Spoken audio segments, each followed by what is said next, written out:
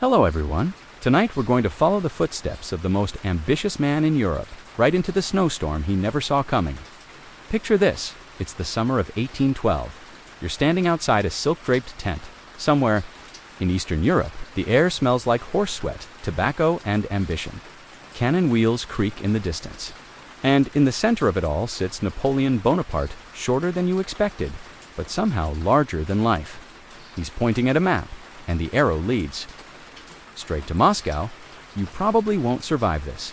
So before you get comfortable, take a moment to like the video and subscribe, but only if you really like what I'm doing here.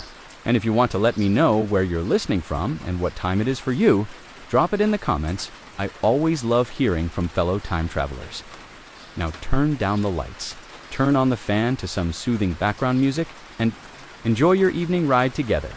You start this story in velvet, because to understand why Napoleon invaded Russia, you have to understand how warm and luxurious life was before that first snowflake ever touched the ground.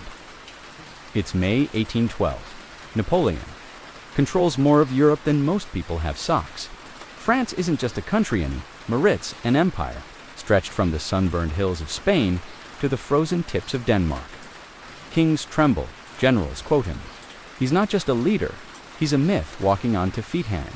One of the lucky ones, a soldier in his Grande Armée, now ordered east. You don't question it, you just pack, and when you see the map, you blink. Moscow. Isn't that ... really far? Still, no one questions Napoleon. He's the man who beat Austria at Austerlitz using fog like it was part of the army. He crushed Prussia in days. He crowned himself emperor while the Pope stood awkwardly behind him. If Napoleon says we go east, then east it is, but behind the gold epaulets and eagle banners, something is off. Because here's the truth. Russia wasn't part of the plan. Originally, Napoleon and Tsar Alexander I had been buddies, empire buddies. They signed the Treaty of Tilsit in 1807, dividing Europe like two kids splitting Halloween candy. But peace didn't taste sweet for long.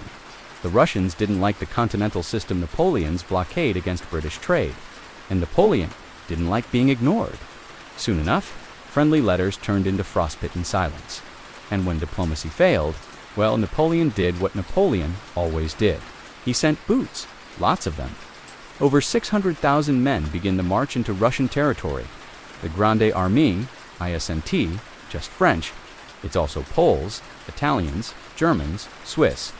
Dutch even, a few confused Spanish prisoners, marched along for good measure. It's the largest military force Europe has ever seen. And you're somewhere in the middle. Your boots are too tight, your pack is too heavy, and your stomach grumbles before noon.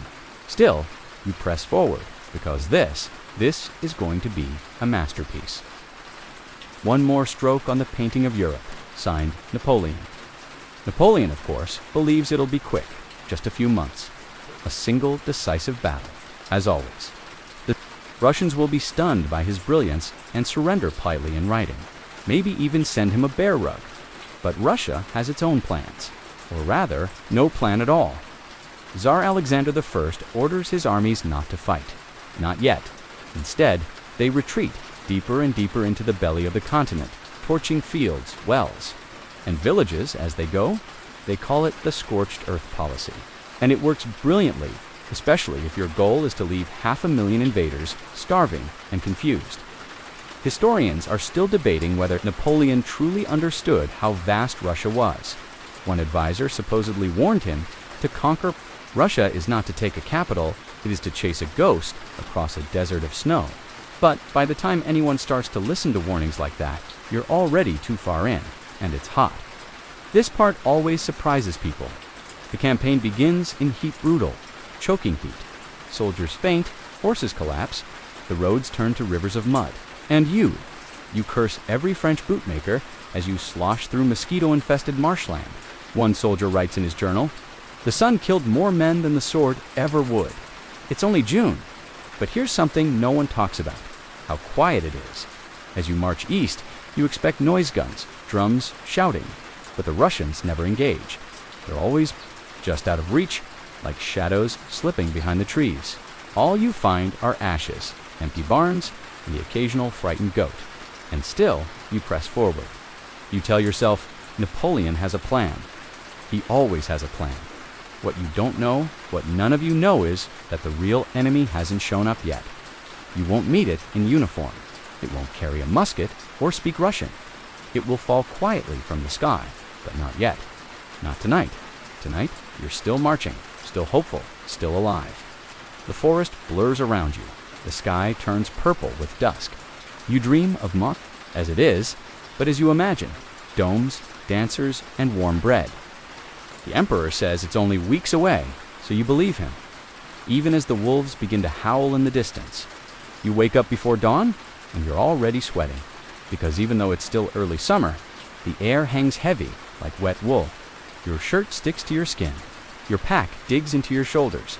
Somewhere behind you, a drummer taps out a half-hearted rhythm, and in front of you, nothing but trees and dust and more trees.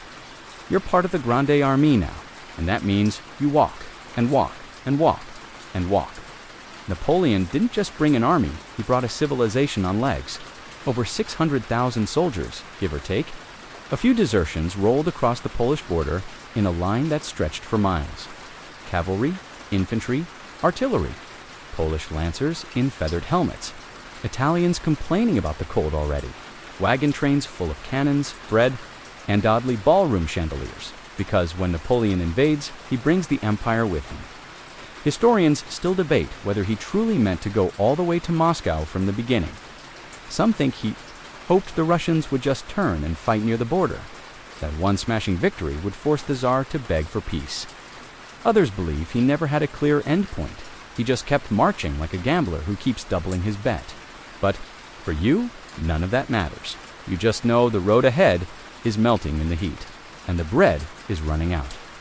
The roads are more mud than road. Horses sink, wheels crack.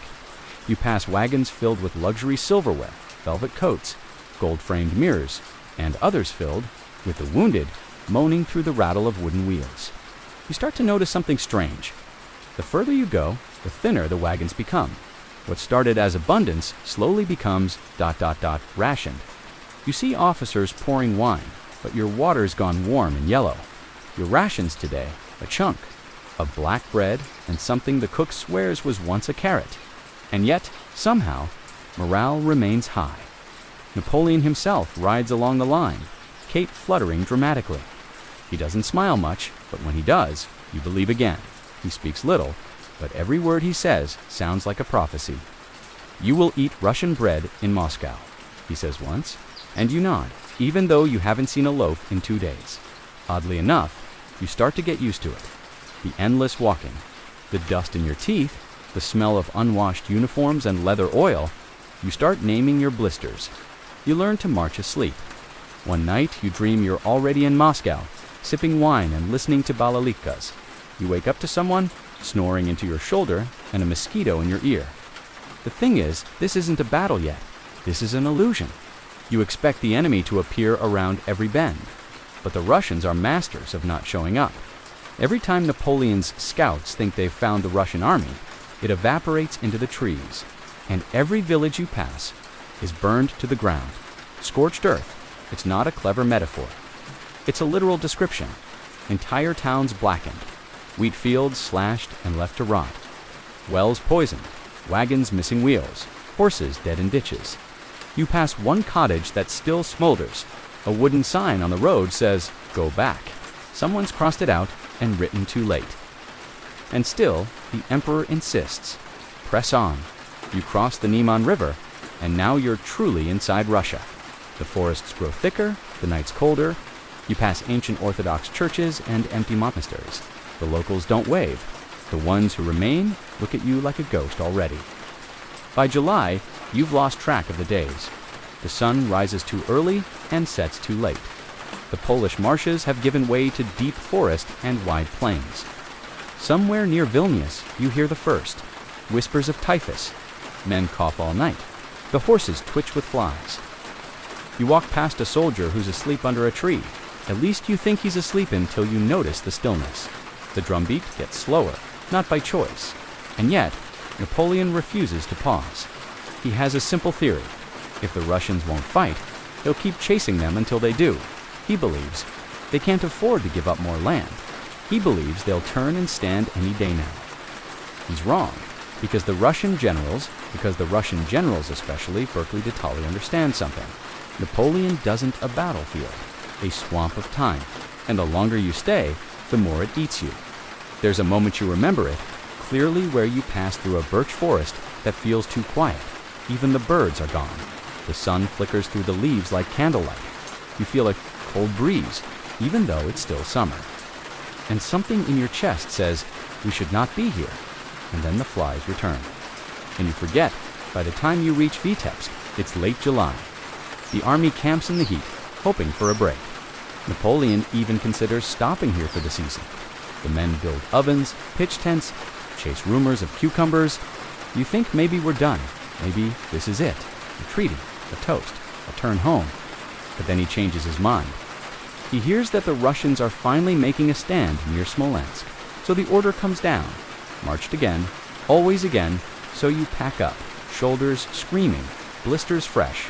And as you leave the camp behind, you spot a squirrel standing on a branch watching you go. You wonder what it knows that you don't. What you do know is this: your boots are falling apart, and there's frost on your breath in the morning, and it's only August. The smoke is already rising before you reach the city. Smolensk and fortified, proud sits like a dark bruise on the Russian landscape. Red brick towers rise above the Dnieper River, flanked by jagged walls and charred timber homes. Expected glory. You find something else, charcoal, ash, and something worse, the smell of burning wheat. It's August now. Napoleon has pushed too far to turn back, and the Russians finally stop running, at least for a moment. You see them in the distance, dusty coats, strange helmets, white smoke drifting from cannons lined up on the hills. It's not a formal battle, more like a shadow fight. The Grande Armée attacks. The Russians shoot, retreat, set the city on fire, and vanish again. You get your first taste of real combat. It's bitter, like blood and salt, and something that never leaves your clothes. You crawl through a ruined alley. Someone shouts in Polish. Someone else groans in Italian. You step over a loaf of half-burnt bread, then duck as musket balls whistle overhead. One explodes near a horse, which screams like a person before collapsing. Later that night, you learn that Napoleon considers this a victory.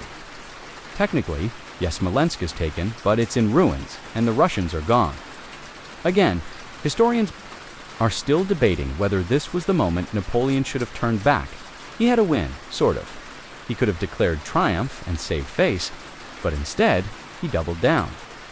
Again, Napoleon believed that the Russian army would be so humiliated by the loss of Smolensk that they'd finally offer a decisive battle. You can almost see him in his tent, drawing elegant lines on a map, surrounded by aides who don't dare speak their doubts. The man who won Austerlitz with fog and timing now waits for something more fragile, the enemy's pride.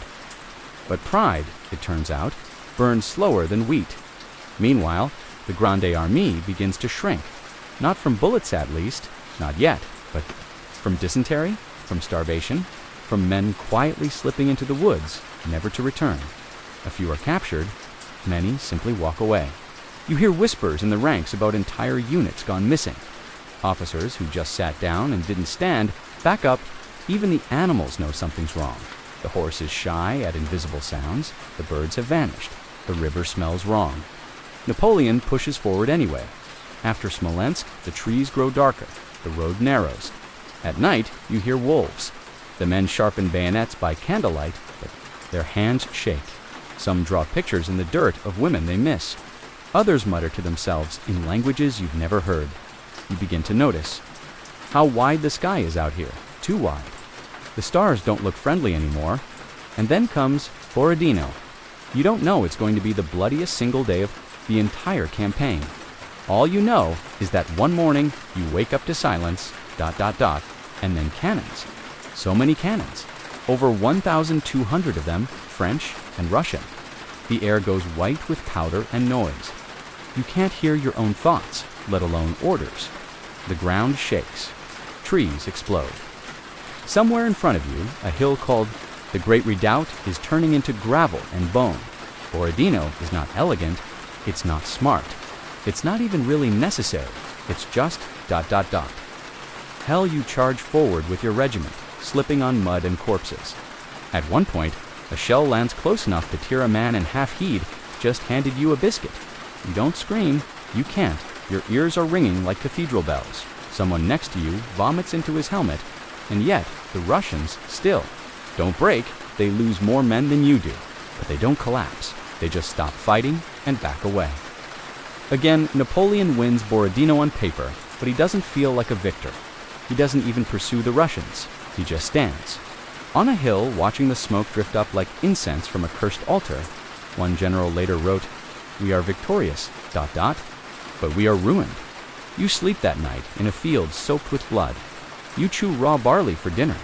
A dog wanders past with a boot in its mouth, and for the first time, you ask the question, why are we doing this? Nobody answers. There's an odd detail. You can't forget something small. A Russian soldier, badly wounded, refused morphine from a French doctor. Instead, he took off his coat, laid it neatly on the ground, and lay down to die on it. Arms folded, dignity, even at the edge of nothing. The next morning, Napoleon orders the army to resume marching toward Moscow. You look around. The trees are black now, the ground too hard, the breeze too cold for September. Still, you keep walking. It's not until later that you realize something. The Russians never lost. They just vanished again. And now you're following ghosts into a capital that no longer wants to exist. The road to Moscow feels like a dare. You'd think, after Borodino, the Russians would give up the city without a fight. And technically, they do. But not because they surrender, because they abandon it. No parades, no diplomats, no white flags, fluttering in the wind, just ... silence. Unnatural silence. You crest the final hill in early September. Your boots flaking apart, your mouth dry as chalk, and there it is, Moscow. Golden domes glint in the smoky morning sun. You expected trumpets, fanfare, something grand, but there's no one to welcome you. No market carts, no old ladies selling apples, no children waving tricolor flags. You walk in anyway like you own. The place. Napoleon arrives soon after. He rides through the city gates as if he's Caesar entering Rome. Except there's no cheering crowd, only the soft creak of the wind through empty streets. Even the pigeons seem confused. The Grande Armée takes over the city slowly, cautiously. You post up in an abandoned house near the Kremlin. Someone finds a crate of preserved cherries in a cellar. Someone else finds a grand piano and plays one. Sad, clumsy song over and over again. For about 12 hours, it feels like maybe this worked. Maybe Russia will sue for peace now. You imagine the Tsar composing a letter with trembling hands, begging for a treaty. Maybe you'll be home by Christmas after all. And then that night, Moscow starts to burn. It begins with just one fire, and then another, then 10. Then everything, the horizon glows red. Sparks ride the wind like ghosts. Flames pour through windows. Wooden houses explode in embers. The skyline twists, palaces collapse into themselves. Your comrades run through the streets, shouting nonsense in 3 different languages, trying to put out the unputable. You turn out bucket after bucket, torn shirt after torn shirt, but the fire eats faster than you can throw. Just burning. It's erasing itself. Historians still debate who exactly started it. Some blame Moscow's governor, Count Rostopchin, who may or may not have sent disguised arsonists into the city before the French arrived. Others say Russian saboteurs stayed behind and lit the fuses themselves. There's even a theory that careless French soldiers caused it accidentally, knocking over candles in the bone-dry buildings. Whoever started it, it worked.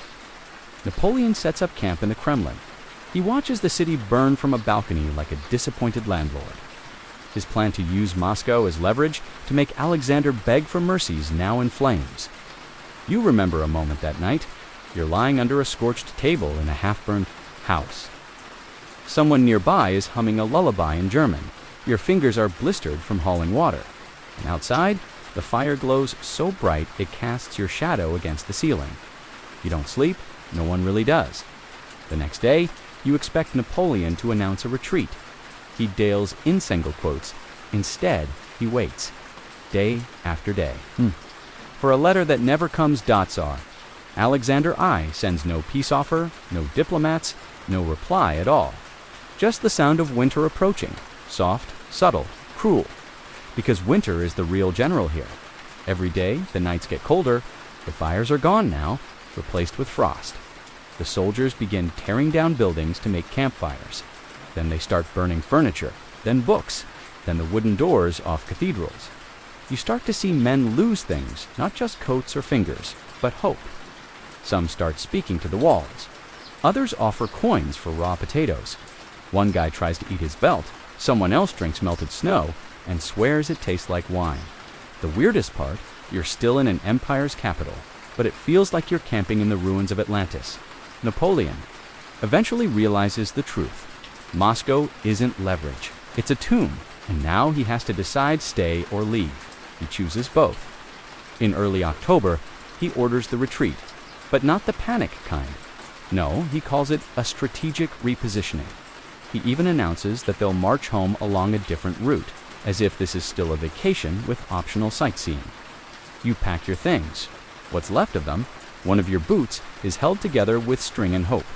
You take a last look at the golden domes. They're black now. And then you begin walking again.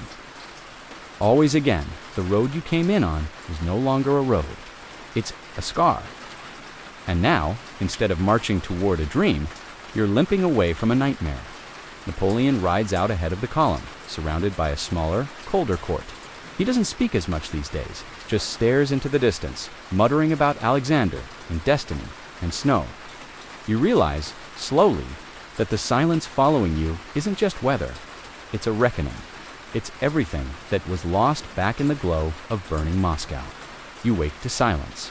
No cannons, no drums, just the crunch of frozen breath in the morning dark. Moscow is behind you now as smoking broken memory. You had thought the retreat might be orderly. You thought perhaps Napoleon had a plan. But all you see now are men limping, horses dying, and a white road that stretches forever westward. There are no wagons left. The food ran out days ago. Each soldier wraps themselves in torn flags, scraps of uniforms, anything to keep the frost from. Biting bone. You've seen grown men weep quietly at night, hiding their tears in scarves and smoke. The sky is clear, which only makes it worse. Clear sky means colder nights. You pass men who no longer speak, no longer walk. They sit down beside the road, eyes glassy, skin gray, and fall asleep forever. Every morning there are fewer of you, and every evening wolves come closer. There is no battle, no enemy, only winter. And winter never negotiates. Napoleon rides ahead, silent, still dressed in his fine overcoat and bicorn hat. He says little. He writes letters constantly. But no, one reads them. They are messages to Paris, not to you. He has not lost the war yet. He still believes this is a campaign. But you know better. This is not a war. This is an ending. You see a frozen river ahead, and the men begin crossing it nervously. Slipping on the ice, the artillery cannot follow. Some horses break through and vanish.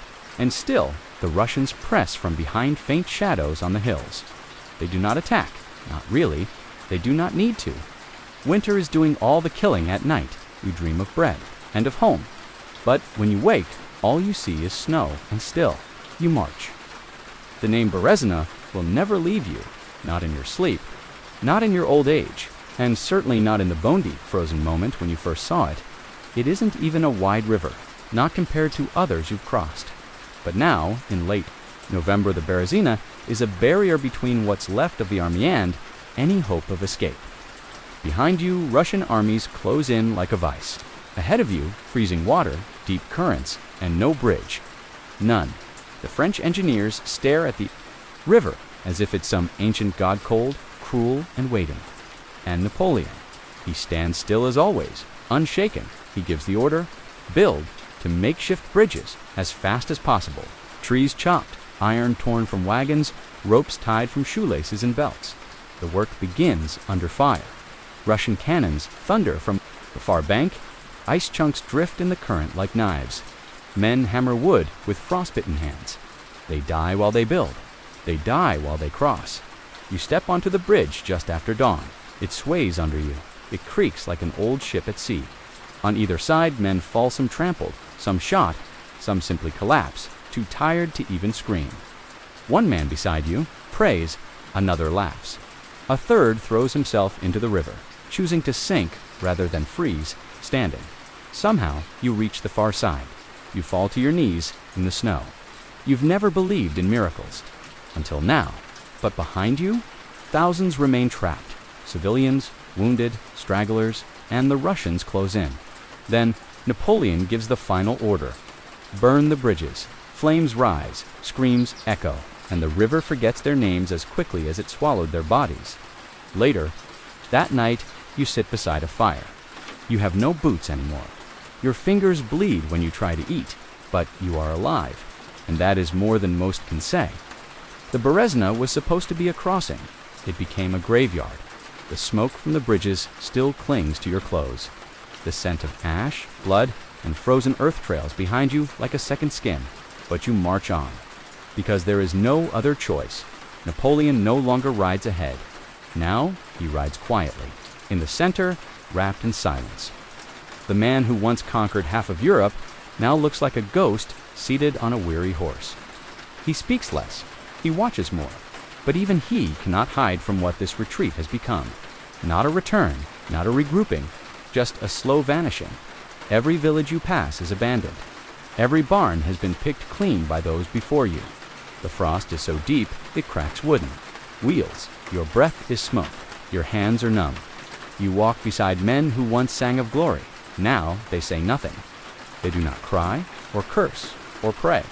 They have moved beyond words into that quiet place between hope and death. A place where time slows down, and every step is a decision.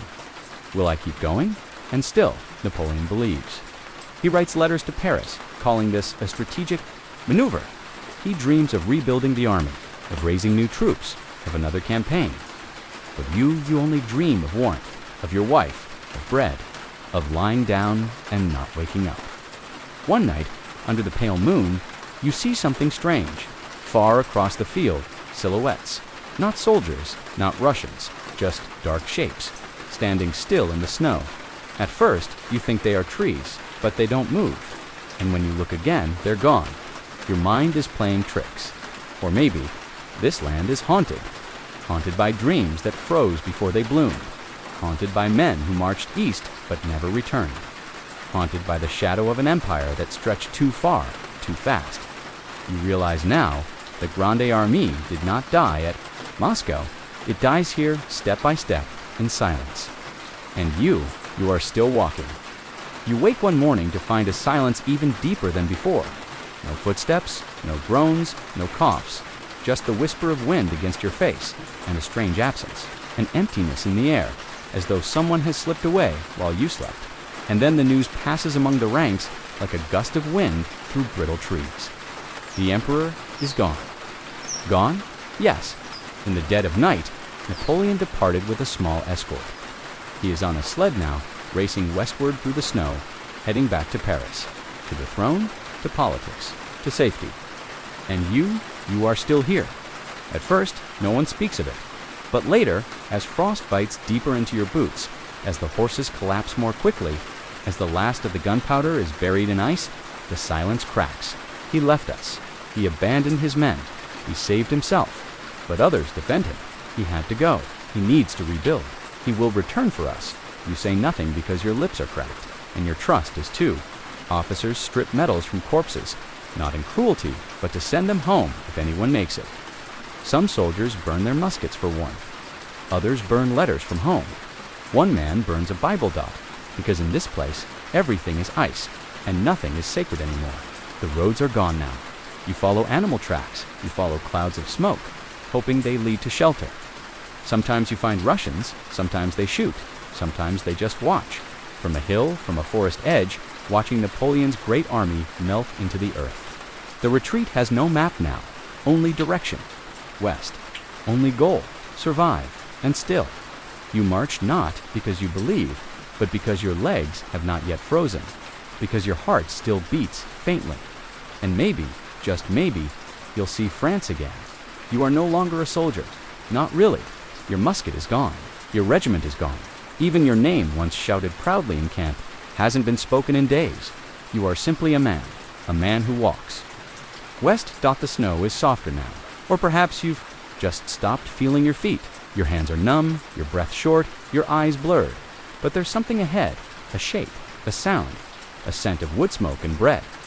You stumble toward it. A village, a real one, not Russian, not hostile French, or close enough. Somewhere in Poland, maybe Prussia, you no longer care about names. The people don't cheer, they stare, because what they see coming out of the snow isn't an army. It's a procession of shadows, men wrapped in rags, faces hollow, fingers black, eyes blank. Out of the 600,000 who crossed into Russia, maybe 20,000 return, barely dot. You don't look for friends. You stopped doing that long ago. If they're not here, you already know where they are. And Napoleon, he's already in Paris, telling the world he still reigns. That the campaign was a success. That the Grande Armée will rise again. But you've seen the truth. You've seen frostbite and famine. You've watched men kill for a potato. You've watched wolves tear through what the Cossacks left behind. You've seen an empire crumble with every step. And so, when you return, you do not speak of Moscow. Not much. You say, it was cold, or we marched far, and that's all. Because how do you explain a war against winter? How do you describe silence thick enough to drown prayers? Or the way hope dies slower than the body, but dies just the same? The fires of Moscow are ashes now. The dreams of empire buried beneath snowdrifts. And you lie down in a real bed for the first time in months. Close your eyes and feel something strange. Warmth, a good night's sleep, at last. And though you will carry the cold in your bones for the rest of your life, tonight you sleep like a man who lived through a legend and survived. End.